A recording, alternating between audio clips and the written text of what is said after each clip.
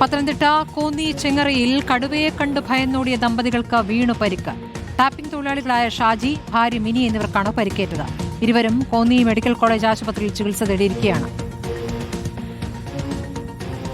ഞങ്ങൾ രാവിലെ വെളുപ്പിനെ ഹാരിസന്റെ തോട്ടത്തിൽ വെട്ടാൻ പോകുന്ന വഴിക്ക് തന്നെ ഞങ്ങൾ ലൈറ്റ് അടിച്ച് നോക്കി. സമയം ഒരു 5:30 ലൈറ്റ് അടിച്ച് നോക്കിയപ്പം ഇതുപോലെ കടുവ ഇങ്ങനെ ഞങ്ങളുടെ ഫ്രണ്ടിലോട്ട് വരികയും ഞങ്ങൾ പെട്ടെന്ന് പേടിച്ച് ഒറ്റ ഓട്ടമായിരുന്നു. ഓടിയ വാക്കിലെ അവൾ കുഴിക്കകത്ത് വീണ് അത് ഞങ്ങളെ നോക്കി വരുമായിരുന്നു, നിങ്ങൾ മുന്നോട്ട് വരുമായിരുന്നു. അന്നേരം ഞങ്ങൾ ഓടിയത്. കടുവ അവിടെ നിന്ന് ഇങ്ങോട്ട് വരുന്ന കണ്ടുകൊണ്ട് ഞങ്ങൾ ഷായച്ചാൻ പറഞ്ഞു ഇപ്പോൾ ഓടി പോവാനെ കൊണ്ട് പറഞ്ഞു. ഓടിയ വഴിക്ക് ഞാൻ തട്ടി ഒരു കുഴിക്കകത്ത് കാല് വന്ന് വീണ്. ഞാൻ വീണ് 5 മണി 5:30 പോകുന്നത്. ഭയപ്പാടില്ല. പ്രവീൺ പുരുഷോത്തമൻ വിവരങ്ങളുമായി. പ്രവീൺ, എവിടെ വെച്ചാണ് കടുവയെ കണ്ടത്? ഇവർക്ക് കാര്യമായ പരിക്കേറ്റോ?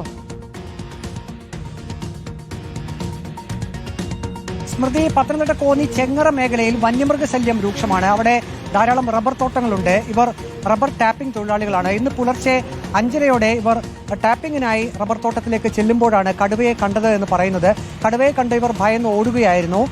ഷാജി, ഭാര്യ മിനി എന്നിവരാണ് കടുവയെ കണ്ട് ഭയന്ന് ഓടിയത്. ഈ ഓടുന്നതിനിടെ മിനി ഒരു കുഴിയിൽ വീഴുകയും അവരുടെ തോളലിന് പരിക്കേൽക്കുകയും ചെയ്തിട്ടുണ്ട്. ഇവരെ ആദ്യം കോന്നിയിലെ താലൂക്ക് ആശുപത്രിയിലേക്ക് എത്തിച്ചു, പിന്നീട് കോന്നി മെഡിക്കൽ കോളേജ് ആശുപത്രിയിലേക്ക് മാറ്റിയിട്ടുണ്ട്. ഏതായാലും ചികിത്സ ഇപ്പോഴും തുടരുകയാണ്.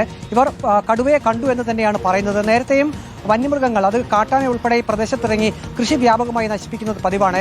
ഇപ്പോൾ തൊഴിലാളികളുടെ ഒരു ആവശ്യമുള്ള എന്നുള്ളത് എസ്റ്റേറ്റ് ഉടമയും ഒപ്പം തന്നെ വനംവകുപ്പും വന്യമൃഗശല്യം തടയുന്നതിനായിട്ട് ആവശ്യമായിട്ടുള്ള ഫലപ്രദമായിട്ടുള്ള നടപടികൾ എടുക്കണമെന്നുള്ളതാണ്.